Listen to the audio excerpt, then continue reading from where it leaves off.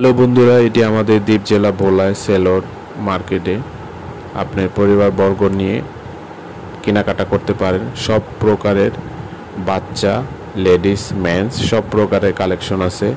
এই ভিডিওটি আপনাদের জন্য। অবশ্যই আপনারা বেশি বেশি শেয়ার করবেন, লাইক করবেন, কমেন্টস করবেন, ভিডিওটা দেখতে থাকেন। সকলকে ধন্যবাদ।